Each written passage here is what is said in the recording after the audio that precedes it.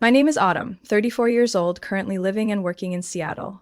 Last Christmas, right in the middle of our family dinner, my sister, Natalie, raised her glass, let out a loud laugh, and asked in front of everyone, "So how much do you make? 36,000 at your age?" All eyes turned to me. Her husband, Brian, the head of HR at a major corporation, nodded with a sympathetic smile, as if I were some kind of failure to be pitied. What they didn't know was less than 24 hours later, Brian would be summoned to an emergency meeting by the board, and the person sitting at the head of that table was me. Have you ever been looked down on by your own family just because they thought you'd never amount to anything? If this story strikes a chord with you, leave a comment below. Hit like and subscribe to the channel, because everything that happened after that dinner changed everything. I don't remember exactly when every conversation in the house started revolving around Natalie. She was the one all the moms in our neighborhood mentioned when they wanted to compare their daughters. Miss Oregon at 18, full ride scholarship to Columbia, hired straight out of college by a major media company in New York. Then she married Brian, the son of a prominent political family, now head of HR at a Fortune 500 company. Today they live in a 3-story house in a gated community in Bellevue, where I was once stopped by a security guard for not being on the guest list. And me? I went to community college in Tacoma, juggling classes with a part-time job at Best Buy, constantly hunched over installing printers and setting up security software for customers. Each month, I managed to save a few $100, just enough to cover rent for a room half the size of Natalie's living room. I never complained. Not because I was content, but because I got used to it. Used to people asking what I really do. Used to their looks when I said I freelanced in IT for small businesses around town. But I don't think I ever forgot my graduation day. The sun was blazing. My mother wore a navy dress, waving nonstop from the crowd as I walked across the stage to receive my diploma. My father kept adjusting his spot to get a good photo. I remember it vividly. During the entire speech, Natalie's eyes never left my shoes. After the ceremony, as we posed for photos beneath the maple trees, Natalie tilted her head, gave a half smile, and said loud enough for her 2 friends to hear, "Autumn, where'd you get those shoes? They look like end-of-season outlet sales." I smiled, pretending not to care, but my feet had already gone numb, not from the shoes, but from the tightness in my chest. I used to think Natalie was just joking, but she never really was. Her words always came with that friendly smile, but the aim was always to make me feel small. When Natalie posted her engagement photo on Instagram, flashing a diamond ring nearly 2 carats in size, my mother called me just to say, "Your sister posted. Did you see it? Looks like a dream, doesn't it?" But when I landed a long-term system maintenance contract with a small firm in Olympia, my first independently negotiated deal, I excitedly shared it in our family group chat. Natalie replied, "Sounds nice. Just remember small companies go under all the time." I learned to stay quiet. Every time I wanted to share something I was proud of, I'd tell myself, if they think I'm mediocre, at least they won't try to tear me down. Natalie always showed up in a new car, carrying expensive purses, wearing perfectly tailored dresses. And me? I still wore the old gray sweater my mom knitted me when I was 23, not because I couldn't afford something new, but because I didn't feel the need to prove anything. But maybe that was my mistake. Natalie never really saw me as a sister. She saw me as a side character in her grand story. When I asked my mom to borrow $2,000 to get a blockchain certificate, Natalie called me privately, not telling my mom, and said, "Autumn, I mean it. You're not cut out for this tech stuff. Don't waste their money. Haven't they already done enough for you?" I didn't borrow the money. Instead, I studied online, worked around the clock, and earned a scholarship from a nonprofit fund. I never told anyone, because I knew if I succeeded, they'd say I got lucky. If I failed, they'd say, "We warned you." I'm not sure when exactly I stopped needing my family's approval. Maybe it was that evening in my tiny apartment, updating a server for an organic food company in Bend, eating cold instant noodles, and seeing Natalie on TV, smiling beside her husband during an interview. Everyone in my family is successful in their own way. My little sister? She's into tech. So adorable. Adorable. like I was a pet that knew how to use a computer. Once, at Natalie's wedding, I was seated at the farthest table, next to the speakers right by the door. I still remember the way Brian looked at me when I walked in, as if trying to recall who I was. They hired a famous singer, served a 5-course menu with professional lighting. I left early after the first speech without saying a word. I used to think silence was the only way to protect whatever peace I had left. But no one stays peaceful for long when they're constantly being cast as the lesser one. Sometimes disrespect doesn't come in harsh words. It comes in glances, fake concern, and smiles that never reach the eyes. And over time, it eats away at your dignity. I spent my entire youth in Natalie's shadow, never once given the chance to step out without being dragged right back in until last Christmas Eve, when she laughed in front of the entire family, mocking my salary like I was some freeloading failure. I simply smiled, nodded, and said nothing. Because I knew, in less than 24 hours, the person signing off on the complete restructuring of all mid-level staff at Renshaw Dynamics would be me. I never set out to become a CEO. In fact, I used to hate that word. It made me think of men in expensive suits, speaking in jargon only insiders understood, always acting like the world revolved around them. I wasn't like that. I preferred being alone, earbuds in, writing line after line of code until everything ran exactly as I imagined. 3 years ago, I started building a small tool to help small businesses monitor internal product flow. A simple platform recording, encrypting, flagging anomalies, and integrating with warehouse control systems. The idea came to me one fall afternoon while I was helping a local organic food store recover from an inventory data loss. They'd lost nearly $2,000 over a simple sync error between their point-of-sale system and inventory tracker. I began coding my own system every night. At first, just to fix that specific issue. But soon, other businesses started asking if I could install that thing for them. I named it PillarNet, not because it sounded techy, but because every line of code I wrote felt like a small pillar holding up the hopes of those trying to run an honest business. It took me 7 months to build the first version. No investors, no media, just me and 2 old classmates from a programming course in Tacoma. Miguel and Rachel. We worked out of a garage rented from a carpenter friend. That first winter, my fingers went so numb I had to use a mini heater just to type.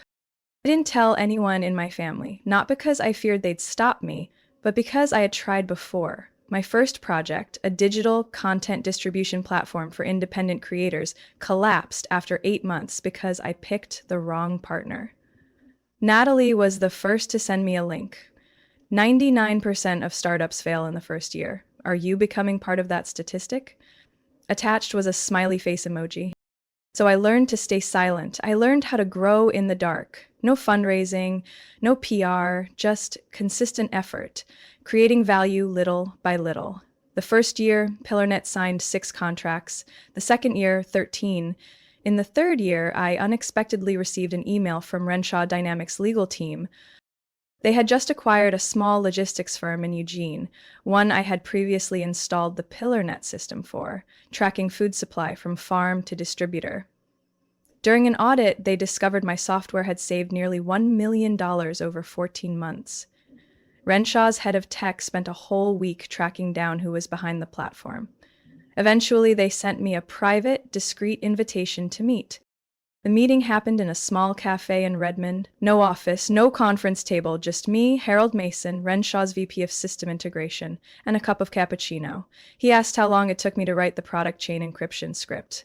When I answered 17 hours, spread across 3 days because I had to work during the day, he leaned back and smiled. "You know," he said, "if I had 5 more people like you, I'd shut down 5 whole IT departments at HQ." I laughed, thinking he was joking. But 3 weeks later, I received an offer to become CEO of PillarNet, after they proposed a small investment for me to expand my team, retain creative control, but let them hold majority operational shares. I didn't agree immediately. It took me nearly a month of negotiations, consulting lawyers, ensuring I wouldn't become a puppet under the CEO title. They eventually agreed. I'd maintain full creative authority, and they'd only step in for strategic finance. And to keep the board at ease, I'd be listed as the CEO of a subsidiary backed by Renshaw. On paper, that role had nothing to do with Autumn, the freelance IT worker my family still called, sometimes employed, sometimes not. I remember the first meeting at Renshaw's Bellevue headquarters. I walked into the conference room where three men were already seated, Brian, Natalie's husband, among them. He glanced at me without recognition. I took my seat at the head of the table, opened my presentation, and started outlining our real-time tracking system for their logistics network.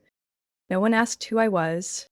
No one questioned why a quiet woman with brown hair was leading the company's most critical meeting of the quarter.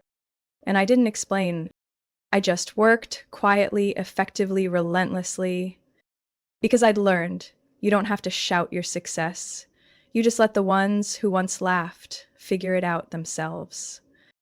I arrived 20 minutes late that night. It was drizzling in Seattle, and the wind from Lake Union seeped through my thin wool coat the moment I stepped out of the car. But I still chose to wear it. Mom always said she liked the olive green color. In my bag were two carefully wrapped gifts: a handmade wooden photo frame with an old snapshot from summer 1996 at Cannon Beach, and a hand-knit scarf made of natural wool for my dad. Neither cost much, but I'd spent nearly 3 weeks making them. Natalie's house glowed in warm lights, with white string lights wrapped around the large front windows and a nearly 10-foot-tall Christmas tree standing on the porch, surrounded by faux snow and twinkling bulbs. Expensive cars lined the driveway. I had just stepped inside when I heard Natalie's voice, laughing from the living room. "Here she is," she called, her voice louder than usual, as if to make sure the entire room noticed. "We went ahead and started the gifts, figured you'd cancel last minute again, like last year." I smiled faintly, slipped off my shoes, and stepped inside, trying to shake off the feeling that I was walking into a job interview, not a family celebration. The living room buzzed with chatter. Mom was talking to Aunt Karen near the fireplace. Dad sat on the couch with a glass of eggnog, and the cousins joked near the tree. Natalie sat at the center, hand resting on Brian's knee, wearing a deep red fitted dress, her blonde hair perfectly curled. She looked flawless, as always. I walked over, handing out the gifts. Mom opened hers first, the photo frame. She smiled softly, her eyes touched with emotion as she looked at the old photo of me, Natalie, and our parents as kids. But before she could say anything, Natalie spoke. "Cute. Handmade?" she said, lifting it and turning it slowly in her hand. "You're so crafty. If I had as much free time as you, I'd probably learn to make these for fun, too." A few people chuckled lightly. I nodded, kept my smile steady, and said nothing. Then came Natalie's turn to give her gifts. Brian brought out a large silver-wrapped box. Inside were 2 first-class tickets to Hawaii and a 3-night beachfront villa booking in Maui. I heard Mom let out a small gasp. Dad patted Brian's shoulder, murmuring something about a wonderful young man. "Just a little something," Natalie said, shrugging, "because our parents deserve to rest somewhere warm for once. No more Seattle cold." Everyone clapped. Someone joked, "I guess being in media really pays." Rubbed off on the husband, too. I stood by the tree, quietly hiding my clenched hands. Then Natalie turned to me. "Oh, Autumn," she said loudly, her voice sugar-sweet and fake. "I was just telling Brian, how do you even manage to live in Seattle doing freelance IT? What do you make a year? 30? Maybe more?" The whole room paused. Brian chuckled gently, turning toward me. "It's okay, everyone starts somewhere. Feel free to share if you're comfortable." I looked around. Over a dozen pairs of eyes were on me, some curious, some uncomfortable, but most were silent. No one stopped her. No one changed the subject. I took a deep breath. 36,000, I answered. My voice was strangely calm, though my chest felt like it was being crushed. Natalie burst out laughing. "Oh, wow, I actually guessed right. Go me," she turned to Brian. "See, babe, aren't you proud? If I ever had to work IT freelance, I'd be eating instant noodles every night." Some people in the room chuckled awkwardly. My mom looked like she wanted to say something, but Brian cut in with a joke. Freelancing in IT? At your age, that's brave, but hey, as long as you're happy. I smiled faintly. Natalie's eyes sparkled with satisfaction. She didn't need to scream in my face that I was a failure. She just had to ask the right question at the right moment, and everyone would see me as the kid sister who never quite grew up, still clinging to childish dreams. I noticed Aunt Karen glancing at me, then at Mom. I saw my cousin Daniel staring down at his phone. Dad let out a sigh and tapped his eggnog glass. Those glances, wordless, subtle, stripped me bare more than any insult could. And then I remembered the contracts waiting in my inbox, the implementation report just submitted by our tech team in Spokane, the leadership meeting next week where I would finalize the restructuring plan for the entire Western Operations Division, which included Brian, who had just looked at me like a clueless intern. I lowered my head, took a sip of water, and sat quietly at the corner of the table, next to my 82-year-old, illiterate great-aunt, the only one who asked if I was tired, if I was hungry, and what dish I liked best. The next morning, I stepped out of my car with a focus I hadn't felt on any other workday. Renshaw Dynamics headquarters stood tall, 7 floors of glass and steel in the heart of Bellevue's business district, lined with parked electric cars and people too busy to notice one another. But that morning, the air seemed to pause the moment I walked through the front doors. I wore a tailored black suit, high collar, cream blouse, hair neatly tied back. Each step echoed firmly across the marble floor. A young receptionist recognized me, stood, and bowed slightly. "Good morning, CEO Parker." I nodded and stepped into the executive elevator. The meeting began at 8:30. 8 people were already seated around the long oak table, heads of finance, logistics, legal, and regional HR directors. Brian sat at the far end, beside the Western Division HR lead, chatting casually, unaware I was about to walk in. When I opened the door, the energy in the room shifted. A few people stood out of habit. Some looked shocked. Brian turned. His eyes widened, unblinking. I saw the exact moment he realized it was me, his sister-in-law, walking into the senior leadership meeting, flanked by Renshaw Dynamics' new executive assistant. "Allow me to introduce," said Harold Mason, standing with a deep, authoritative voice. "This is Autumn Parker, our new CEO for the Northwest region, overseeing integration and operational innovation across the division." A polite round of applause followed. I smiled softly, nodded in acknowledgement. Brian didn't move. His face drained of color, lips pressed tight, as if trying to hide any reaction. "I won't take up your time," I said as I sat at the head of the table. "Let's get right to the point. Reviewing personnel assessments and proposing restructuring for key departments?" Brian sat up straighter, attempting to regain composure. "May I ask," he said, "have these proposals been reviewed with HR yet?" "No," I answered, looking directly at him, "because there's reason to believe that several internal assessments have been handled with bias." I motioned to my assistant, who distributed folders to everyone. Each packet was thick, labeled clearly, Employee Feedback Summary, Recruitment Department, Q2 to Q4. I opened my laptop and projected a summary chart. Rejection rates by gender, age, and stated reason. The numbers were undeniable. Over 68% of female applicants had been rejected in the first round over the past 3 quarters. Nearly half of the comments shared similar phrasing: lacked energy, not suited for high-speed environment, or no clear leadership potential. We cross-referenced these comments with recorded interview sessions, I said. Many of these women had equal or superior qualifications and experience, yet they were rejected based on subjective judgment. Brian interrupted, tension in his voice. "That's our company culture. We look for people who can handle Renshaw's pace and pressure." I didn't flinch. "The issue is those standards are being applied inconsistently, and more troubling, the highest rate of exclusion happens in the region under your direct supervision." Brian exhaled sharply, jaw clenched. He said nothing more. Several directors flipped through their packets, exchanging glances. One finally spoke. "So we have tangible evidence of bias in hiring." "We have enough data to raise serious concerns," I replied. I've asked Central HR to begin an audit before any leadership contracts are renewed in the Northwest. Brian's fists tightened in his lap. This isn't personal, I said quietly, my voice clear and steady. It's a systemic issue, and I'm here to correct it, not to make anyone feel comfortable. Silence fell over the room.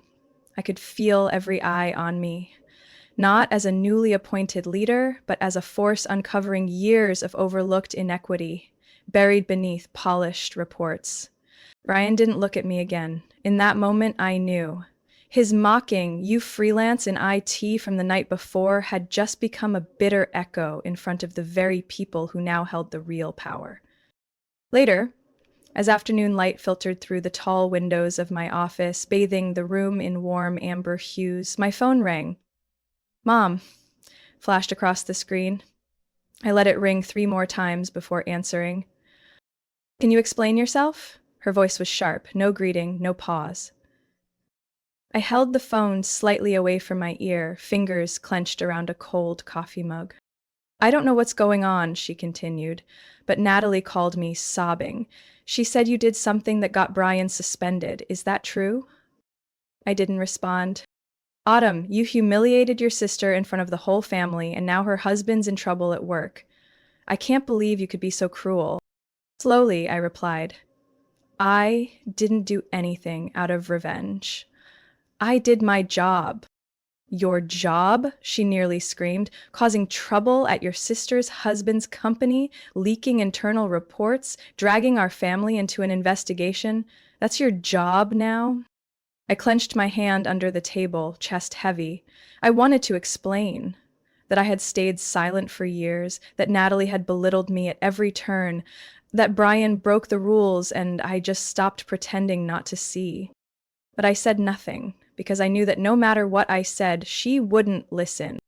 "You don't have to defend me," I said quietly. "Believe whatever you want." I hung up before she could reply.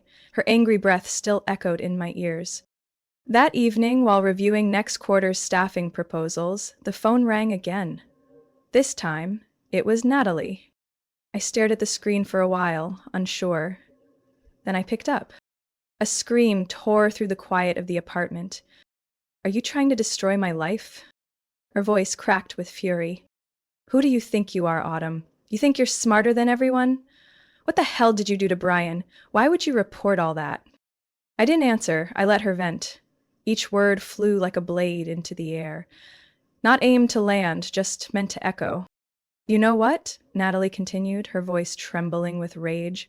"They've suspended him, frozen all access, launched a full audit, all because of some damn report you submitted, and now everyone's talking.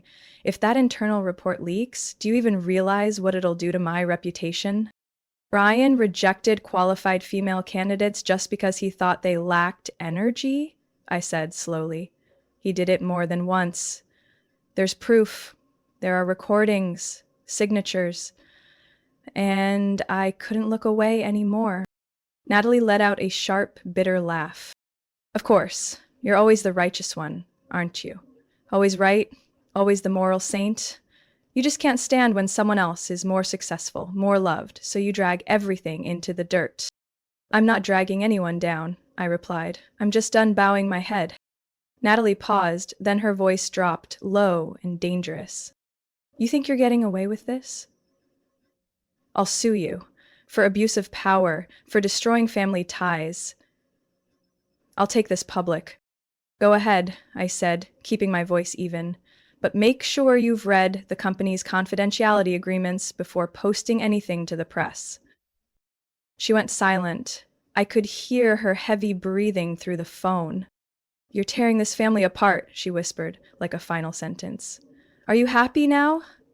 Mom cried all afternoon. Dad had to leave a meeting to calm her down.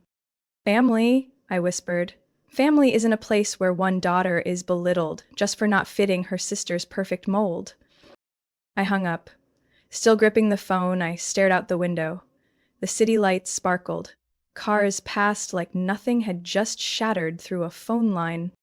And I sat there, quietly, breathing deep in a small room, after a long day of being told I owed everyone an apology for daring to stand upright. I sat in my little office, the glow of my laptop screen reflected off the window pane, blending my face into the darkness outside. It was raining. Thin streaks sliding down the glass, merging with thoughts still storming from the call with Natalie. I opened an old inbox, one I usually avoided during quiet evenings. I knew what it held, things I'd long pretended to forget. I typed autumn into the search bar of the shared inbox Natalie and I had once used 5 years ago before she switched to a private account after her wedding. Maybe she forgot I was the one who set up her email and backed everything up to the cloud. I'd never touched it until now. A string of emails appeared. I read through them, at first just ordinary sibling chatter. Then I found ones she'd sent directly to our parents. One subject line stood out, "About Autumn, sent just before midnight 4 years ago." I clicked. I think it's time Mom and Dad convince Autumn to stop chasing that pointless startup. She doesn't understand reality. Keeps dreaming about these useless apps no one uses. If she can't get hired at Amazon or Microsoft, the least she could do is apply to Target or Costco for steady pay and benefits. Letting her be her own boss will only end in disappointment. I stared at the screen, no anger, just a cold hollowness spreading from my throat down into my chest. I kept scrolling. Another email, not from Natalie, but from Mom. She'd written to Natalie about helping with a down payment when she and Brian moved to Bellevue. The attachment was a transfer receipt for $30,000. I remembered clearly, that same year, I had handwritten a letter to my parents outlining my plan to pursue a master's in data science at UC Santa Cruz. I asked for a $10,000 loan to cover the first semester. They never responded. A week later, Mom called and said, "Things are a little tight financially right now," and gently suggested I focus on something more practical. I sat there for a long time. No tears, no whispered resentment, but something inside me cracked, and something else stood up in its place. I turned on the printer. Page after page of emails came out, plain, undeniable. I slid them into a folder, placed it on my desk, and texted Natalie. "If you don't apologize publicly, I will read these at Dad's birthday celebration next week. This is not a threat. I simply believe everyone deserves to know who's truly been demeaning me all these years." Less than 5 minutes later, the phone rang. Natalie. I didn't answer. She left a voicemail, her voice a mixture of panic and fury. "Autumn, are you insane? You want to shame the entire family? This is private. No one needs to know. If you air this in front of Mom, Dad, and the guests, I'll never forgive you." I silenced the phone and walked away. I didn't need Natalie's forgiveness. I didn't need Mom's explanations.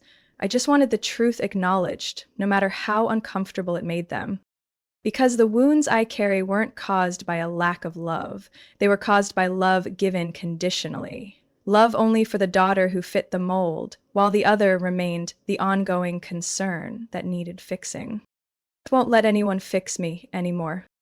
That night, the family's mansion on Mercer Island was glowing. Over 50 guests had arrived, relatives, longtime friends, all in suits and sparkling dresses. Laughter echoed beneath crystal chandeliers. Toasts were raised, air kisses exchanged. Everything looked perfect. I arrived 10 minutes late. No one noticed as I stepped in until a staff member opened the doors to the small stage at the front. I walked directly there in a dark green velvet dress, hair neatly tied, holding a folder and a small USB drive.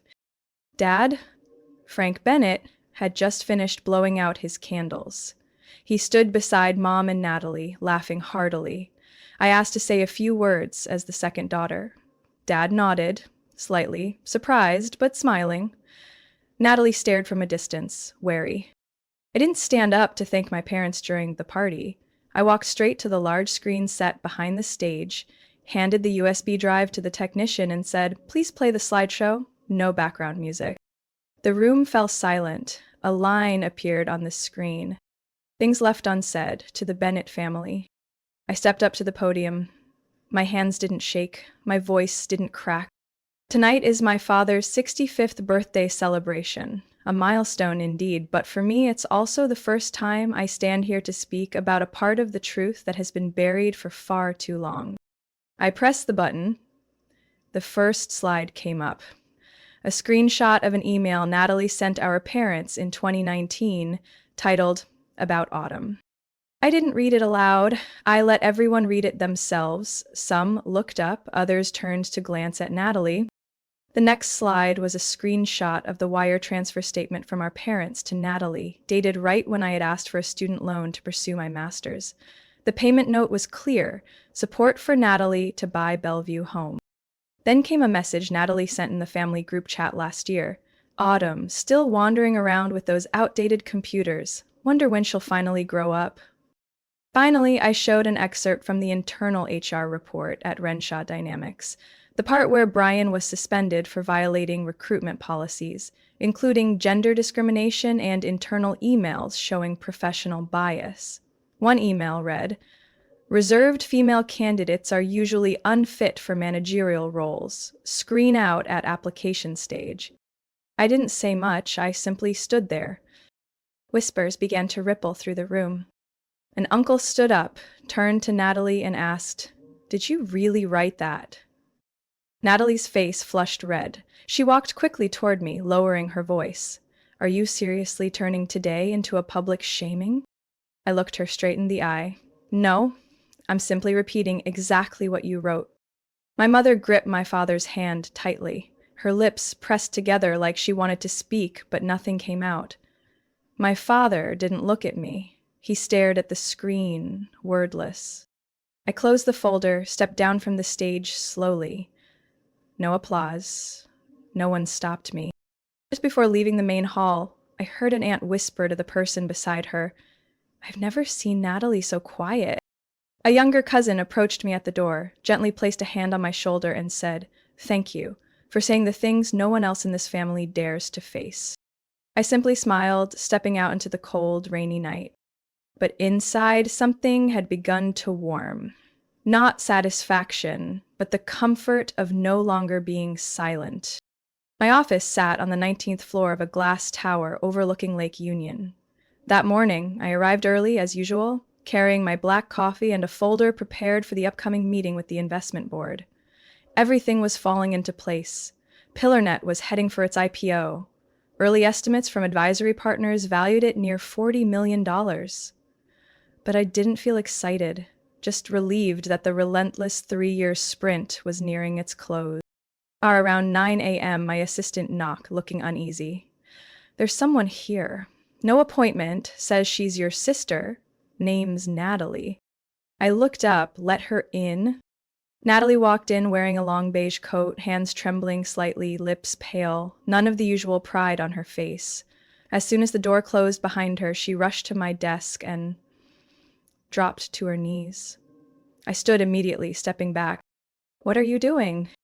"Please," her voice cracked, "don't say anything to the press. I'm begging you. The family's exhausted. Mom won't leave the house. Dad's been grilled in shareholder meetings all week. I didn't think it would go this far." I said nothing, just looked at her for a long time. "You're not afraid of losing your reputation," I said slowly. "You're afraid of being exposed. And you're so terrified of that, you were willing to sacrifice your own sister to keep it hidden. Say whatever you want. Just, please, don't let the media get wind of Brian. Or those emails. I'll do anything. Sign papers, apologize, even issue a public apology in front of the whole company." I sat down, placed my hand over the open folder, my voice no longer angry, just tired, like someone who had climbed a long, steep hill. "Ever since we were kids," I said, "you were always the older one, the smarter one, the successful one. But you were also the first to laugh when I failed, the first to tell Mom and Dad I wasn't realistic enough to make it." "You've made it now. What more do you want?" I looked at her. "I didn't do this for revenge. I did it to end it." She lifted her head. "End it?" "PillarNet is going public. The paperwork is nearly finished. I'm preparing to step down as CEO. I'll remain on the board, but I won't be managing day-to-day anymore." Natalie froze. "Why are you stepping down? This company is your life's work. Even passion needs rest. I've lived the past 3 years like someone who forgot how to sleep. I need to reclaim time for myself." I pulled an envelope from the drawer. This is the resignation letter going to the press. You're the first to know. Natalie took it, glanced at the contents, then looked back at me. What are you going to do next? Take a break. Go somewhere with sunshine and ocean. Maybe learn to cook. Maybe sign up for adult piano lessons. I don't really know. But I do know one thing. I no longer feel the need to live just to prove my worth to anyone in this family. Natalie stared down at the floor, her shoulders curling as if someone had just knocked the air out of her lungs. After a moment, she stood up. So, you're not sending anything to the press? That depends on you. If you try to twist the truth, I'll respond with the truth. She nodded, barely breathing. You're still the youngest in the family, but now you scare me. There's no need to be afraid. Just learn to be kind. I stood up, walked to the door, and gently opened it for her. And learned to take responsibility. Natalie stepped out without another word. When the door closed, I returned to my chair and looked out at the shimmering lake beyond the window. Inside me, there was no sense of victory, no sense of loss, just a long, quiet moment I could finally call freedom. 3 months later, I sat in my new office in Austin, Texas, the place I chose to begin a new chapter of my life. The office wasn't as big as the one back in Bellevue, but the daylight streaming through the wide windows filled the room with warmth and hope. On my desk, my laptop sat open to emails. Work messages still rolled in steadily, but my heart felt far lighter than it had in the high-pressure days behind me. A soft ding broke the silence. I looked up to see my mother's email address. The subject line was short. Dinner? I clicked it open. She wrote, Would you come home for dinner? We'll save you a special seat. Your father and Natalie both hope to see you. I smiled, not because I planned to say yes, but because there was something different in the invitation. Maybe a door cracking open, maybe a signal of the unspoken. I sat there, not rushing to reply. The warmth of the late afternoon sun spread through the room, blending into a peace I hadn't known for years. In that light, I saw clearly that I no longer needed anyone's approval. For all those long years, I had learned to stand tall, not just to walk past the judgmental glances and sharp words from my family, but to fully believe in who I was, not for anyone else, but because I deserved to. I no longer had to shrink myself to avoid making others feel small because of my success or my choices. I had freed myself from the invisible chains, and that was the most precious gift I'd ever received. I stood up, looked out the wide window at the city bustling below, the last golden rays of sunlight slipping quietly across the buildings. The future still held many unknowns, but one thing I knew for sure. My path would no longer be dictated by the voices that once tried to silence me. I smiled once more and gently typed a reply to my mother. Thank you. I'll think about it. It wasn't a promise. It was a step forward. A new beginning. A life where I could simply be myself, without proving or asking permission from anyone. What did you think of this story? Have you ever felt like you had to shrink yourself just so others wouldn't feel insecure? Feel free to share your thoughts in the comments below. I truly believe each of us deserves to live fully, authentically, without the fear of how others might feel about it. And if you enjoy honest, heartfelt stories about family and self-discovery, don't forget to like, subscribe, and turn on notifications so you won't miss the meaningful stories we're bringing your way next. Thank you for listening, and I'll see you in the next story filled with emotion and truth.